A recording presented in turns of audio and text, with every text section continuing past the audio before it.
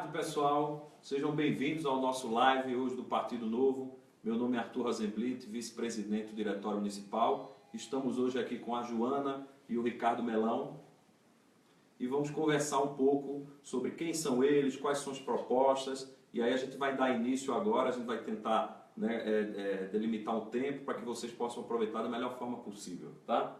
Deixa eu começar perguntando primeiro com a Joana. Joana, primeiro fala quem é você, né? Por que você entrou na política? Por que escolheu o Partido Novo com tantas opções? Eu queria que você falasse um pouco para o nosso ouvinte. Tudo bem. Meu nome é Joana, eu tenho 31 anos, eu sou formada em administração de empresas e pela primeira vez estou concorrendo a um cargo público. A pergunta por que eu entrei para a política e por que eu escolhi o Novo, elas estão muito ligadas. Eu só entrei na política porque eu conheci o Partido Novo. Eu já me filiei ao partido, segui as ideias, me identifiquei com todas as propostas, todas as ideias. E a principal delas é que eu acho que precisa ter gente competente na política, a gente precisa de eficiência, a gente precisa de serviços que funcionem. Então esse é o motivo pelo qual eu me candidatei, pelo qual eu estou me oferecendo minha força de trabalho nos próximos 4 anos como vereadora na cidade de São Paulo. E Joana, conta um pouquinho para o pessoal também como tem sido essa experiência até o momento, né? Você, como todos os nossos candidatos, são novos na política, né? Como é que você tem sentido a recepção das pessoas, das propostas do Novo? Como é que você tem interagido com o público? Como é que tem sido essa nova experiência na tua vida? Tem sido, totalmente diferente de tudo que eu já fiz até agora. Tive experiência em empresas, dei aulas, sou professora de microeconomia, mas realmente tentar fazer algo com um propósito maior muda você. Então quero continuar nisso, mesmo se eu não for eleita, vou continuar tentando mudar, tentando ajudar a nossa cidade. E é muito legal quando você vê gente te apoiando e pessoas que você nem conhece vindo falar com você, te reconhecendo, falando: ah não, Joana, que legal, olha só, eu já ia votar em você de qualquer jeito, eu quero votar em alguém do Novo. E as ideias do partido também que agradam, que são realmente muito diferentes de tudo que a gente já viu até agora. E é a solução, é o jeito para mudar a política, começando pela cidade de São Paulo. Perfeito. Vamos agora conhecer melhor nosso Ricardo Melão. E Ricardo, não dá para não fazer essa pergunta, que é meio clichê, mas todo mundo tem, né, essa curiosidade. Por que você resolveu entrar na política? Também uma nova área para você. Conta um pouquinho do teu background. E por que o Novo? Dentre tantas outras opções que você tinha. Bom, em primeiro lugar, eu queria desejar boa tarde e bom sábado a todos aqueles que estão nos assistindo, a Joana, ao Arthur. Primeiro, eu me formei em Direito no Mackenzie, depois eu fiz pós-graduação na Fundação Getúlio Vargas, em Direito Administrativo, na GV e eu estou concluindo agora o MBA em Gestão Pública. Então eu sempre me interessei desde pequeno pela área pública. O gosto pela política é uma coisa que eu já tinha desde casa, né? E acompanhava política na escola, sempre quis me engajar, sempre quis me envolver e sempre me despertou muita curiosidade saber por que as coisas não funcionavam no poder público. E aí eu fui tocando a minha vida, né? Então, desde a faculdade, depois eu fui trabalhei primeiro estagiando no escritório de Direito, mas depois eu quis trabalhar na administração pública, tive uma oportunidade de trabalhar na prefeitura, passei por subprefeituras, como por exemplo Parelheiros, que é a área mais pobre de São Paulo, o menor IDH, na Casa Verde, atuei em áreas sociais como esportes, atuei áreas mais técnicas como na Coordenadoria de Administração e Finanças, e toda essa inquietação, né, de querer entender isso e as experiências que eu vi, o quanto às vezes isso faz diferença na vida das pessoas, eu comecei a tentar aplicar na prática. E isso eu vi na participação política uma possibilidade de eu mudar isso. E é aquela coisa, nós não nos sentimos representados em nenhum partido. Eu cheguei até a participar de outros partidos, mas não há nada como o Novo. Novo é uma proposta extremamente inovadora de se fazer política. Existem regras aqui no Novo que vocês que acompanham já sabem muito bem, mas que fazem do partido diferente dos demais. É como uma entrevista do nosso presidente, o João Dionísio Amoedo, disse: no Brasil você tem 34 legendas, né? Os partidos não são legendas. O Novo é um partido de verdade como tem que ser. Eu acredito que nós vivemos uma democracia e uma democracia exige instituições democráticas. E os partidos políticos junto à população. E o Novo faz muito bem isso. Então eu vi no Novo uma nova esperança, né, de se mudar a política, conhecendo um pouco da política. Perfeito. Vamos falar agora, pessoal, obrigado a Joana e o Melão pelas introduções, né? Vamos falar um pouco do que todo mundo está querendo saber, que são as propostas, né? O que é que vocês vão fazer quando vocês chegarem lá na Câmara de Vereadores de São Paulo, tá? Então, começando aqui pela Joana. Joana, eu queria que você falasse as suas principais propostas, mas eu vou começar com a questão da educação. É um tema muito importante para você, a gente vem acompanhando. Eu queria que você falasse como é que você enxerga a educação, né? E, logicamente, passando desde o início da creche até avançando aí o ensino básico, ensino médio. Eu queria que você falasse um pouco para os nossos ouvintes que estão assistindo. Bom, eu acho que, primeiro, para a gente mudar de verdade, a gente tem que mudar pela educação. A gente tem que começar na base de tudo. Você melhorando a educação, você consegue melhorar outras esferas da vida do paulistano, do brasileiro como um todo. Tem um número que é assustador, por exemplo.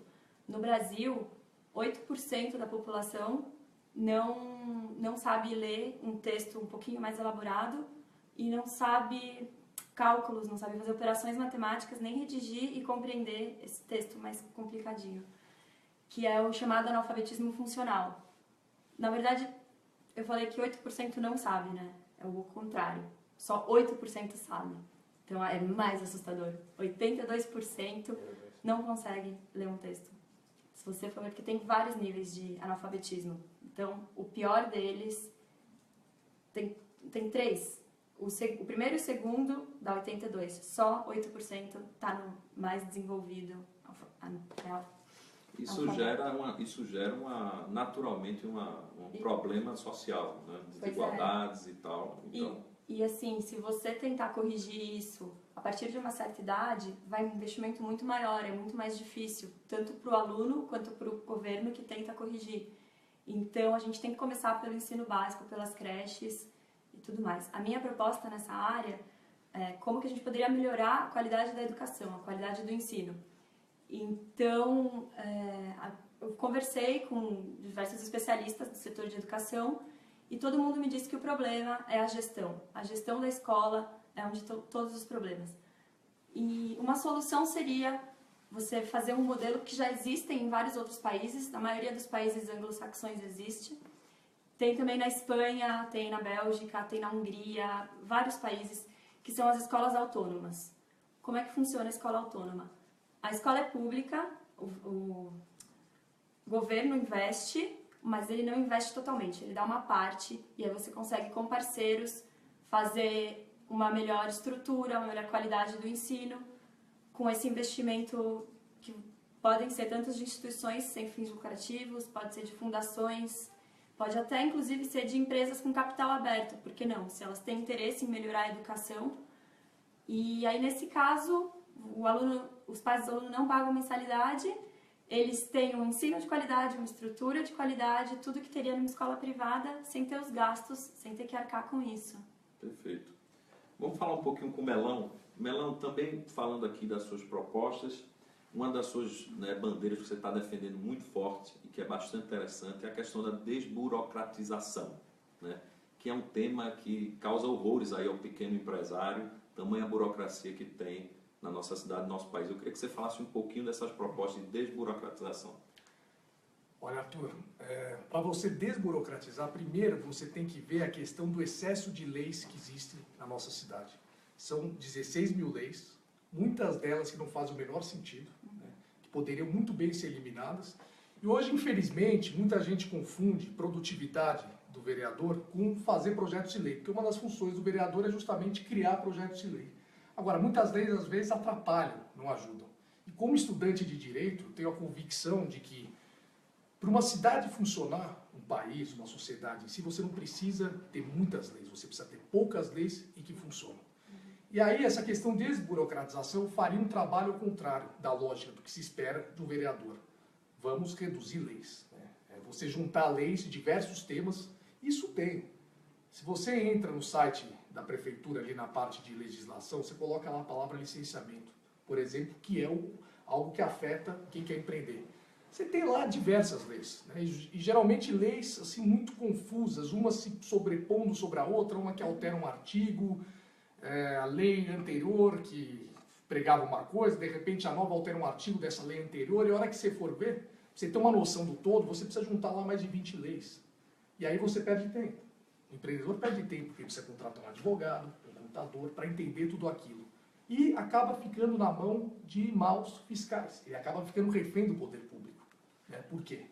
Porque com esse excesso é difícil ter uma compreensão do todo. Então, muitas vezes você vai falhar num item ou no outro, e é aí que geralmente um mal fiscal pode te pegar. Isso abre espaço para corrupção e uma série de outras coisas.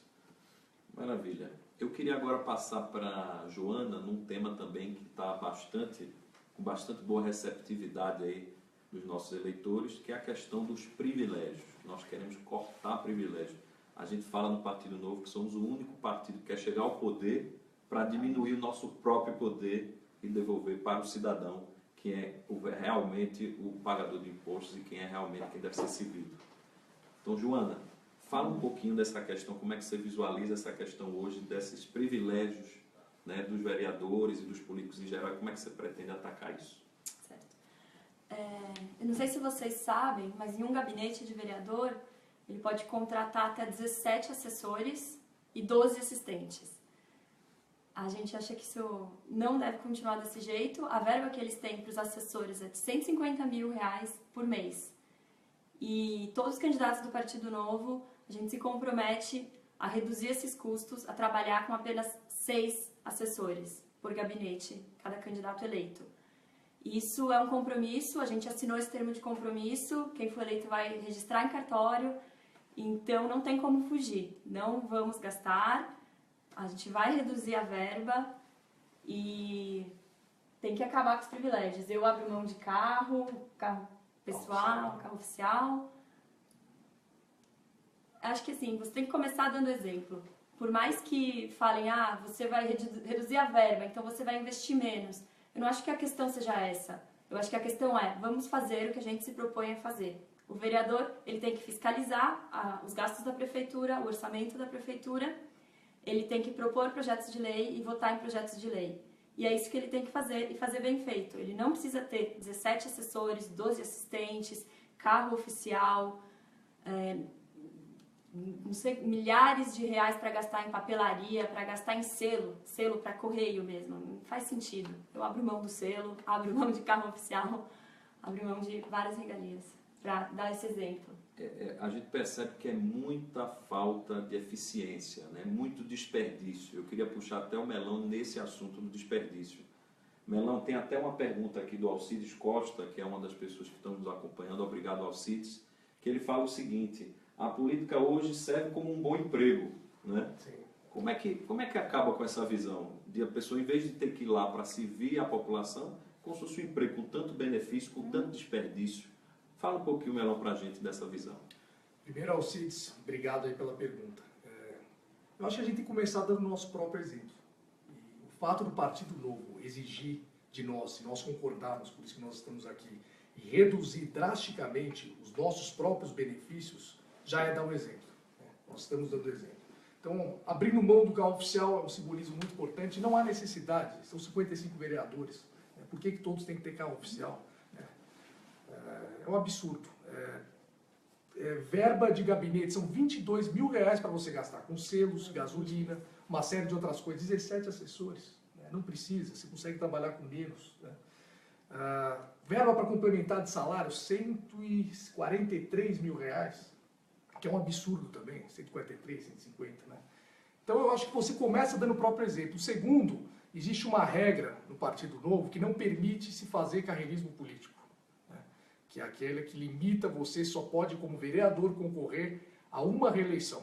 Então isso impede que você faça carreirismo e trate a vida pública como um emprego, como um local onde você vai ficar lá a vida toda, se beneficiando. Eu acredito que isso é muito importante, porque 8 anos eu acho que é um tempo suficiente para você fazer um bom trabalho. Se o teu trabalho foi bem feito, ótimo, você tem todo o direito de concorrer a um cargo maior, até para servir instâncias maiores, né? Agora, se o teu trabalho foi mal feito nesse período, você tem mais é que sair. Sim, e só emendando, se você sabe que você tem um tempo para fazer o seu trabalho, você consegue planejar e executar melhor. Se você acha que você vai ficar a vida inteira naquilo, você entrou, você vai ficar os próximos 4 anos pensando em como vai se reeleger. Exatamente. É isso que acontece Quando hoje. você tem essa preocupação, a sua prioridade não é fazer o que é bem para o público. Justamente é pensar na sua sobrevivência política. E é o que acontece com a maioria dos nossos vereadores hoje na Câmara. Eles pensam nisso. Tanto que tem vereador lá que está desde os tempos do Celso Pita, enfim. Joana, uma das coisas que está chegando aqui também nos nossos ouvintes, queria que você falasse um pouco de novas ideias de participação. Como é que você vê, já que nós estamos chamando aqui, né, a população brasileira a se engajar nesse assunto, que é um assunto antes tão fechado, com tanta pouca transparência, e hoje é um assunto que a gente está mudando. Pessoas como nós, não antes, né, participando da política, estamos hoje diretamente envolvidos para mudar o Brasil, para mudar a nossa cidade. Queria que você falasse um pouco dessas novas ideias que você pensa. Tá. Eu tenho uma ideia, por exemplo, eu sempre emendando com o assunto que a gente estava falando, que tem 17 assessores por vereador, e eu não sei se a gente não vê resultado desses 17 assessores. Muitas vezes eu penso que, às vezes, se você contratar 1 ou 2 bons estagiários, você conseguiria um resultado melhor até. Então, no fundo, não importa quem é a pessoa que está ali, importa as ideias que ela propõe, que é um dos valores do Novo, inclusive, são as ideias que valem, não as pessoas. E aí, como que a gente poderia fazer para trazer essas novas ideias para a Câmara? Eu pensei em embolar um concurso entre alunos, universitários, entidades do tipo empresa júnior, consultoria júnior, júnior pública, para propor ideias de projetos de lei. E aí, cada concurso seria em uma área específica. Então, um concurso sobre educação, um concurso para propor ideias sobre saúde. E os grupos se reúnem, fazem o concurso, o grupo vencedor, ele vê a implementação da ideia dele virar uma política pública. Isso seria muito interessante porque a gente conseguiria fazer com que os jovens se engajem, se interessem pela política, que eles pesquisem qual que é a função do vereador antes de propor projetos de vereador, ou a função do deputado, se eles forem fazer o concurso para a Câmara dos Deputados. E, além disso, a gente teria novas ideias.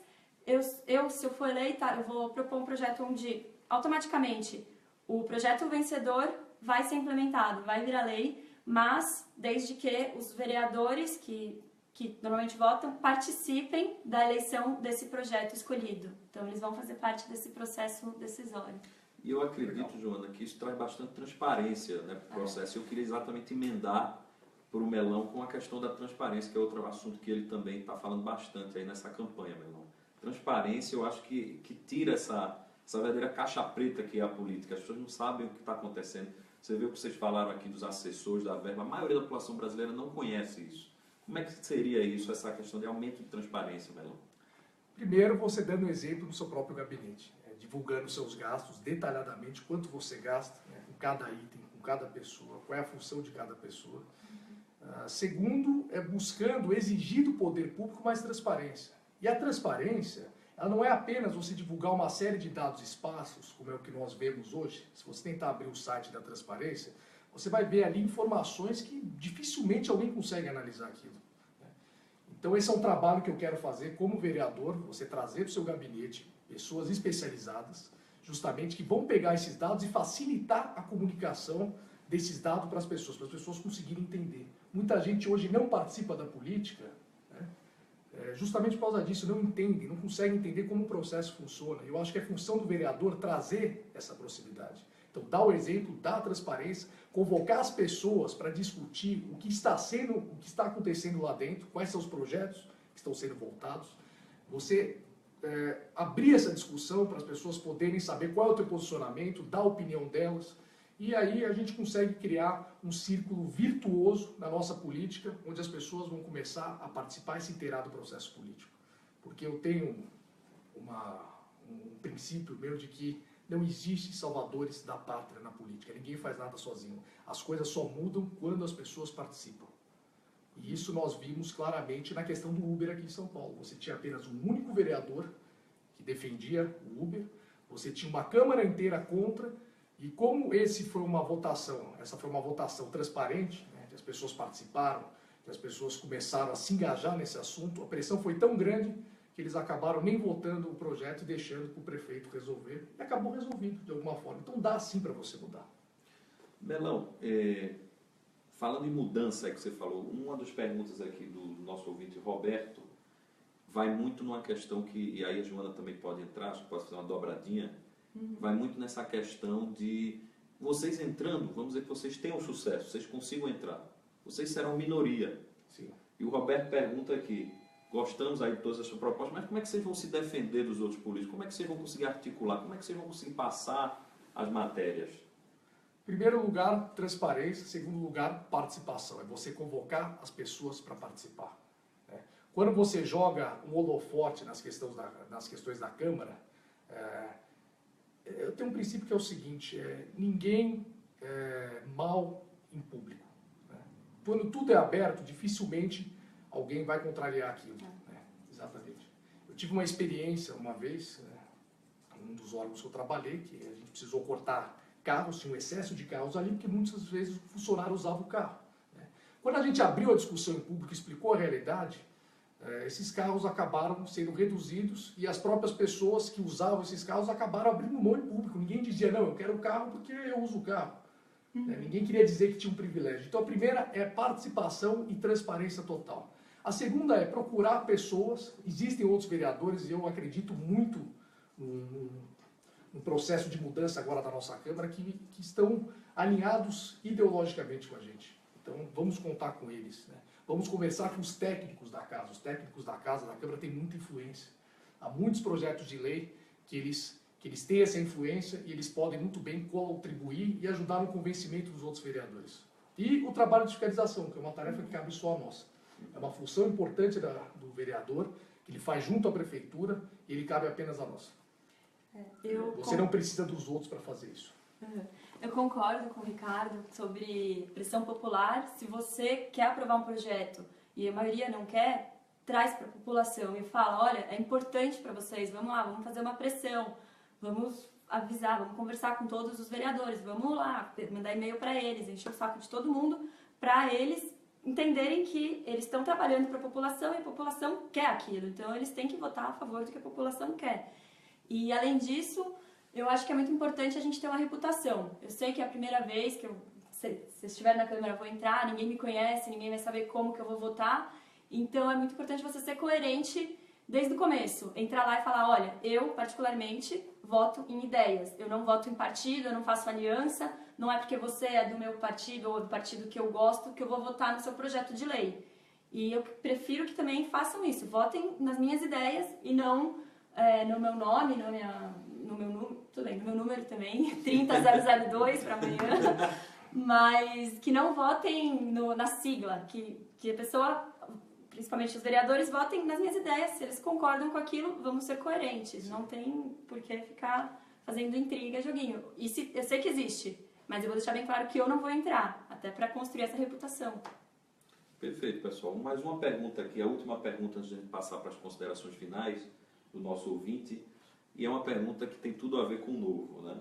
Como é que vocês pretendem atuar, o que é que vocês vão falar lá na Câmara dos Vereadores para tentar diminuir o imposto da cidade? O ouvinte fala que tem muito imposto e tem muita interferência, isso prejudica o empreendedorismo, né?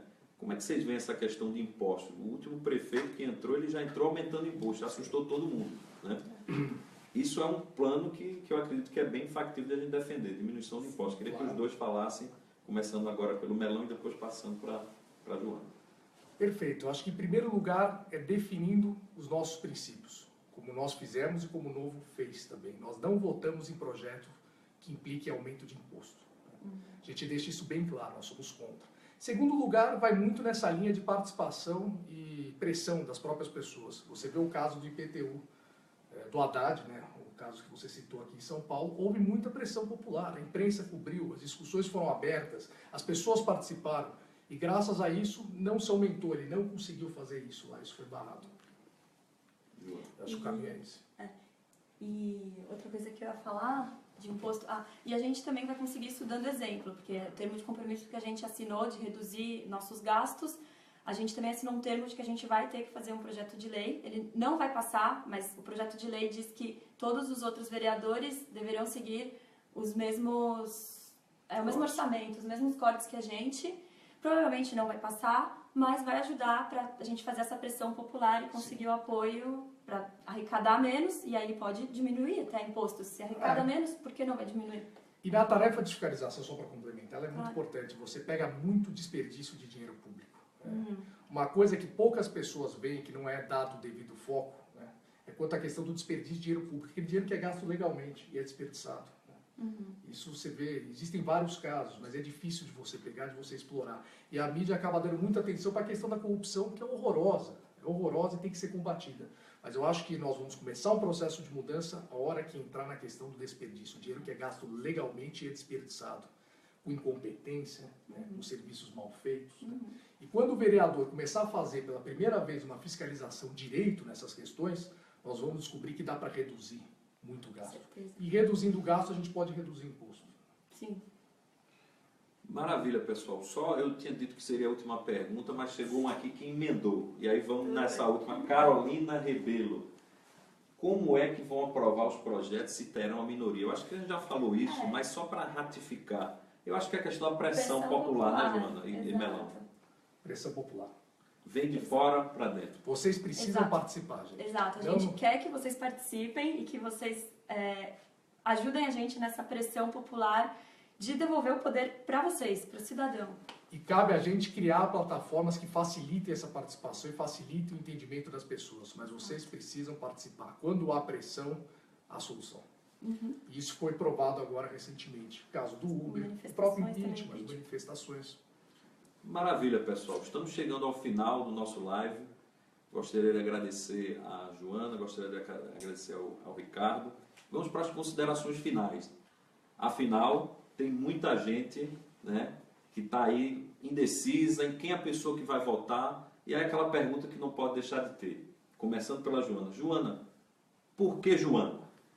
Bom, eu peço para vocês votarem em mim, número 30002, por ser uma pessoa que totalmente de fora da política, que resolveu entrar na política para a gente mudar o jeito de fazer política, reduzindo os privilégios, por tudo que a gente falou aqui, porque eu quero ser o exemplo do político que eu idealizaria. Quando eu penso num político, não é quem eu quero ser. Então eu quero dar esse exemplo de como deve ser o político. Só isso. 30002. Melão. Tá certo. Bom, Ricardo Melão, 30011. Eu gostaria muito de contar com o seu voto de confiança, primeiro porque eu me preparei para isso. Eu procurei tentar entender a administração pública em toda a sua complexidade. Eu gosto disso, eu estudo isso e gosto de participar, né? E tenho muita vontade de querer mudar, né? Então, eu peço a você que, se puder, analise as minhas propostas, analise o meu plano de mandato, disponibilizei um plano de mandato, está no meu site, está no meu Facebook ali em cima no post. Olhem, lá não tem apenas propostas, tem várias coisas que eu acho que o vereador tem que ter. Princípios que são muito importantes, porque através dos princípios você vai saber como o seu vereador vai se posicionar quando surgir um projeto de lei que nem foi discutido durante a campanha, por exemplo. Ali tem ideias que eu quero debater, é um plano aberto, as pessoas podem sugerir outras ideias. Então eu acho muito importante, eu me preparei para isso, eu tenho muita vontade. Sou jovem, estou no Partido Novo, estou querendo participar desse processo de mudança e eu acho que nós estamos vivendo um momento histórico. Muito obrigado, pessoal, e até breve. Continue seguindo o Novo. Até mais.